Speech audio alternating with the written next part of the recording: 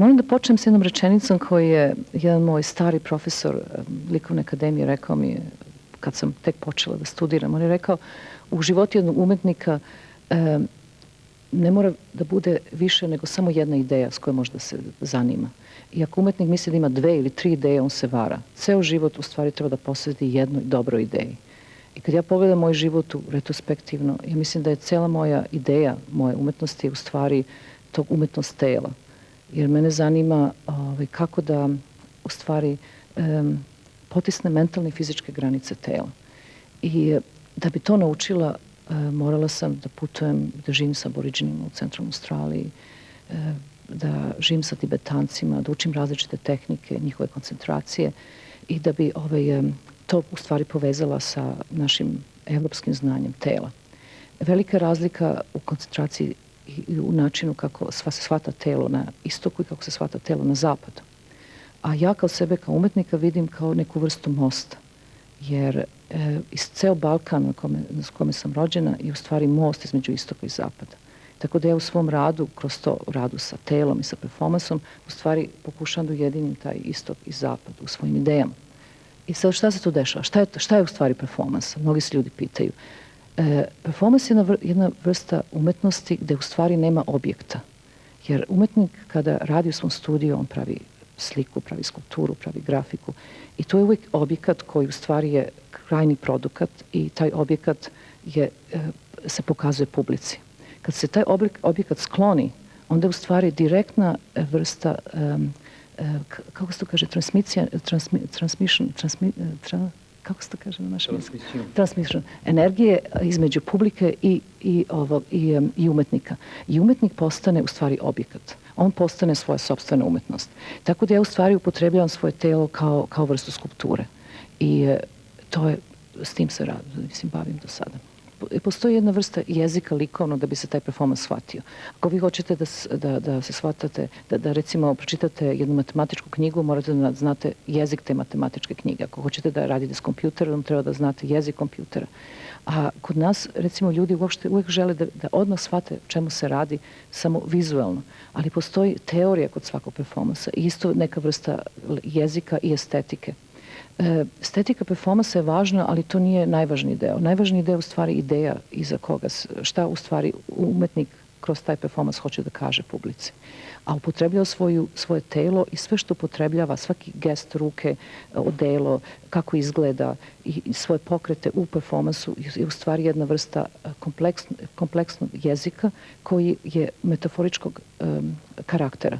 I onda treba publika da zna kako da čita taj metaforički jezik. Kao recimo u Japanu imate te kabuki teatra, pozorište koje traje po 7, 8, 10 sati, da publika svaki pokret i čak malog prsta ovoga glumca tačno zna da protumači o čemu se radi.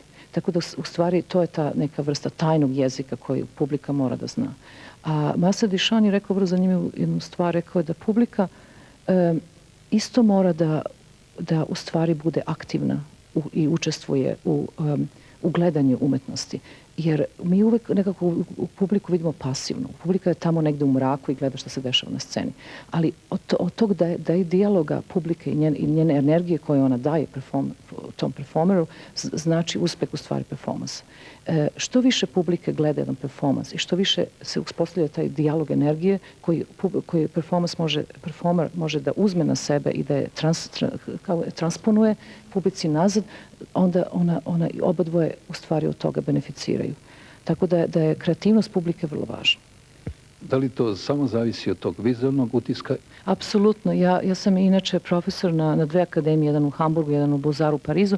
I ja recimo radim sa studentima vrste workshopa, ja ih zovem čišćenje tela, gde mi odlazimo recimo u planinu i gde zavežemo oči, ja ih zavežem oči sa crnom maramom i pustim ih da hodaju 10 km u mrak, mislim da ne vide. I onda ih tražim da se vrate na početnu tačku.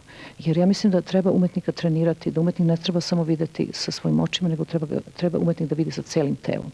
I treba da jednostavno ima da uspostavi svu senzaciju, recimo miris, ukus, kako se to kaže, dodir, koji u stvari ako se jedan centar zatvori, onda se drugi otvori. Tako recimo slepac daleko više može da vidi nego čovjek s očima, je zato što on već je navikao da vidi, a ovaj mora da napravi, kako se to kaže, effort. Šta effort? Effort.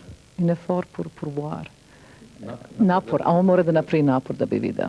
Vi znate da je u klasičnoj helenskoj Grčkoj Aristotel imao svoju teoriju katarze. Da. Pročišćavanje duše. Vi govorite o pročišćavanju tela. Duše i tela su potpuno neodvojeni. Ne mogu da se odvoje. Recimo, Brancusi, opet taj rumunski umetnik koji žive u Parizu najviše vremena, rekao jednu vrlo važnu stvar. Na engleskom znači, it's not important what you're doing, it's important from which state of mind you're doing what you're doing. Što znači, nije važno šta radite, da li to su, recimo u našem prevodu možda kaže skulptura, slika, performance, video instalacija, nego što je vrlo važno iz koga stanja duše to radiš što radiš. To stanje duše je vrlo važno. Ako je stanje duše poremećeno, ako je ono nije ubalansirano, onda rad kao proizvod se ogleda se u stvari ta duša u radu. A onda takva umetnost ne može da promeni ljude i ne može da im da ništa novo. Jer ja mislim da šta ja mislim za umetnost je vrlo važno da umetnost mora da uznemiri. Umetnost ne može da bude samo lepa, to ništa ne znači, ona je dekoracija. Ona mora da uznemiri, ona mora da postavlja pitanja, ona mora da bude neka vrsta, kako se kaže, ogledala društva, ali u isto vreme mora da ima i mogućnost, moć da vidi u budućnost društva. Da anticipira. Da, to je vrlo važno. I umetnik je u stvari sluga društva, tako ga ja vidim. Da li umjetnik može da mijenja društvo? Umetnik ne može da menja društvo, ali može da utiče na promenu mišljenja društva. On ne može da ga potpuno promeni. Ja mislim da on može da... Što je vrlo važno za mene, da recimo umetnost uopšte ne može da egzistira u prirodi. Ja mislim da priroda je toliko dovoljna sama sebi, toliko je savršena da umetnost je samo obstakl, je kao nek prepreka u prirodi. Ali umetnost samo može da stvari živi u dekadentnim društvima, jer je u stvari tu gde umetnik ima najviše ulogu da napravi tu konekciju i da neku vrstu harmonije društvu i da mu pokaže put. A on može da utiče na promenu, ali baš da je promeni, ja mislim da je to previše velika kako se to kaže, zadatak. Govorili ste o putu. Da li je vaš put do ovog trenutka, recimo sada, bio posut cvijećem ili trnjem možda? A ja volim kad su Crnogorci tako poetični. Trnje, cveće. I bilo je trnja, bilo je cveće. Zato što je... Znate kako, recimo kad sam ja počela da radim sa tim body artom i sa tim performansima, u to vreme, mislim, to je potpuno bio nov medija, niko to nije. Mislili su da sam potpuno luda, mislili su da će me zatvoriti u psihijatrijsku kliniku. Ljudi su se smejali tome, ali to je bilo 70. godina. Sad smo u 90. godinama, sad sam ja postala kao neka vrsta bake performansa. Paradigme. Tako da ljudi kao uče o mom performansu i da daju diplomske radove o mom radu. Tako se prosto čudan odnos, mislim, ja nemam, prosto mi je nezgodno da kažem o tome. Ali jednostavno ja sam ostala nekako dostojna samo sebi. To što sam verovala da umetnost treba da radi, to sam uvek radila. Nisam nikad išla za tim marketing i drugim fashionable movements koje obično, mislim, umetniku je vrlo nekako lako da skrene u taj drugi način, komercionalni, gde se samo ponavlja. I meni je strašno važno da se ne ponavlja. Meni je vrlo važno kad radim i kad dođem do neke nove ideje, da ja sama sebe iznenadim svojim radom. To je jako važno. Koliko vas drugi iznenađuje? Pa vrlo retko. Mislim, ali... Znate šta, sad da ne mislim za iznenađivanje drugog, nego recimo uopšte kad pogledam umetnošću ovog recimo 20. veka, to je možda, kad ga pogledate, možda će samo ostati 2 ili 3 ili 4 čoveka koja stvarno su pokušali da promeni način tog društva, mišljenja društva. Svi ostali su hiljade umetnika koji će samo ići njihovim stopama ili će praviti varijantne, neke male varijante na tu temu, ali da neće stvarno promeniti način mišljenja društva. Tako da je taj filter istorije vrlo važan. Vrlo malo ljudi ostane. Da li sebe smatrate genijalnom umjetnicom? Apsolutno ne. Ego je, što se kaže ego? ego je najveći otrov svakog umetnika, ja mislim. Da kad on kaže ja, onda on ne vidi svoj rad, jer je taj ego ispred njegovog rada.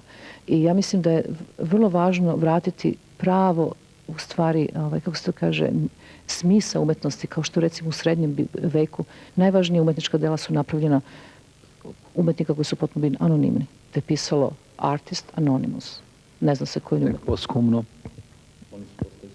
Da, ali ne u to vreme kad su radili. To uopšte nije važno. To nije važno. Ličnost umetnika nije važna. Važno je to što on hoće da kaže svojim radom. Da li ste vi u vašem performansu, o kojem govorite, doživjeli mentalnu smrt? Da li to znači da ste sve postigli, da više nemate prava da egzistirate u tom svijetu? Meni svaki novi rad i u stvari novi pokušaj da nešto uradim. Zato što ja, recimo, kad god dobijem ideju, ako se od te ideje plašim, ako te ideje u stvari, ne samo da se plašim, nego ne znam šta će se desiti, to je za meni najveći razlog da je uradim. Ako bi stalno radila ono što volim, to bi bilo, moj život bi bio najdosadniji na svetu, jer bi se uvek bila u istom paternu zbivanja. Ništa se ne bi desilo. Ja uvek radim stvari koje se plašim i koje ne volim. Tako da je uvek novo za mene sve što radim. Uvek pokušavam da sama sebe iznenadim. Da li je strah kao psihološka kategorija jedini mogući podsticaj za vaše stvaralaštvo? Ne, stid isto. Stid je neverovatno teška emocionalna kategorija. Čega se stidi? Čega se stidim? Mnogi stvari se stidim. Ne mogu da vam kažem. Eto, vidite koliko je teško da se kaže da se stidim. Sad baš radim jednu pozorišnu predstavu koja će se zvati Balkanski barok. Mogu samo da kažem na toj predstavi će biti 400 živih pacova na sceni. Ja se tih pacova plašim. A to što ću raditi na toj predstavi ću se stiditi. Radit ću sve što se stidim. Tako da vam neću sad reći, ali mogu pokušati da uradim ovdje u Cetinju. Vi od straha, pretpostavljam da ne budete shvaćeni, od straha od nepovjerenja prema nepoznatim situacijama, siguran sam da ne možete nikada da budete ono što jeste. Postoje neki lažni okovi koji vas putavaju. Da li postoji neko u vašem životu ko će vas osloboditi tih lažnih okova da konačno Marina Abramović bude ono što jeste? Pa moj sopstveni performans, to je jedino. Moj rad, ja sam sve žrtvovala u svom radu. Ja nemam decu, nemam muža, nemam čak ni psa. Gotovo. Nemam psa, nemam muža, nemam decu. I jedino što je ostalo, to je ta moja umetnost. Ja mislim da kroz tu umetnost mogu da se oslobodim, najviše dođem do same sebe. Zato što vrlo je važno kod svakog, što dublje umetnik ide u samog sebe, sve univerzalnije on se vidi s druge strane. Ljudi mogu da projektuju kao u ogledalo na njega. On postane ogledalo društva. Da li, rekli ste da se plašite pacova, da li zato što ponekad vam ljudi liče na njih, da li se plašite zapravo ljudi? Kako da se ne... Ja mislim da se plašim se ljudi, poneki ljudi se plašim, specijalno ljudi bez duše. A s pacovima, pacove je vrlo zanimljivo. Pacove, u stvari, ta cela predstava koju ću raditi, Balkanski barok, uzimam pacove kao metaforu. Vi zaboravljate da živite na zapadu. Koliko godina, gospođice Marina? Sad je 28 godina. Da li možete da osjećate našu stvarnost? Znate, ja sam bila u Cetinju kad sam imala 6 godina, prvi put u životu. I evo sad sam došla posle toliko godina. I neverovatno koliko ja nosim tog crnogorskog u sebi, bez obzira gde idem. Ali to je od mog oca i od moje majke, tu neku vrstu kombinacije. Meni mnogo znači, kad kažu ovde čojstvo i junaštvo, šta to znači? Ja to osjećam u svakoj svojoj kosti. Onda šta je to ponos, šta je to žrtva, šta je to legenda. To su neki principi koji možete vidjeti u svakom mom radu. Tako da ja, kad sam se vratila ovde, imam stvarno osjećaj kuće. To je vaše utočište? Da, ja sad stvarno želim da se vratim. Mislim da napravim jednu veliki rad koji je inspirisan Cetinjem ovde. Šta treba u vašem životu da se desi, da ne kažem, ajde, sebi će dozvoliti to slobodu sentimentalnom ili bilo kojem drugom, da bi se vratili u vašim korijenima? Znate kako se ljudi vraćaju sa svojim korenima? Evo recimo, kad ostare, to je neverovatno. Mislim, ja sam putovala, lično sam prošla ceo svet, ali bukvalno ovu zemaljsku kuglu, ne samo jedan put, nego više puta. Živjela u najneverovatnijim mestima zemlje i sa neverovatnim ovim plemenima. I evo, od najzad, u stvari, sam došla ovde. To se kao i postoji nešto u Kini što se zove Circle Rouge, crveni krug. U stvari ste rodite na jedno mesto, rodili ste se na jedno mesto i morate napraviti ceo taj krug okolo da bi se ponovo vratili na to isto mesto. Ja ove godine punim 50 godina i ja sam se sad ovde vratila. To znači da svi putevi vode na Cetinj. Izgleda, apsolutno. Ja stvarno sutra hoću da idem peške do Cuca, gde je rodno mesto mog oca, da vidim tu kuću gde se on rodio. To nisam nikad uradila, evo sad sam došla da to uradim. Da li je to hodočašće? Potpuno hodočašće. Potpuno hodočašće. Ja se sećam se, recimo, s mojim ocem jedne priče. Ja sam jedan, recimo, taj put najduži koji sam napravila u životu, ja sam hodala Kineskim zidom, ne znam da to znate, ali sam pešačila 2500 kilometara baš peške. I dan prema što sam otišla u Kinu, ja sam zvala mog oca i rekla sam, tata, idem sutra na Kineski zid. Jer ti si išao na Igmanski marš, kao ja idem na Kineski zid. Mene otac kaže, pa koliko ćeš biti na tom Kineskom zidu? Pa kažem, pa jedno 3 meseca, 2500 kilometara, 10 sati dnevno pešačenje. A mene otac kaže, pa znaš li koliki je to bio Igmanski marš? Ja kažem, pojma nemam. Pa on kaže, pa jednu noć, jedan dan. Ta legende u meni su uvek izgledale večite.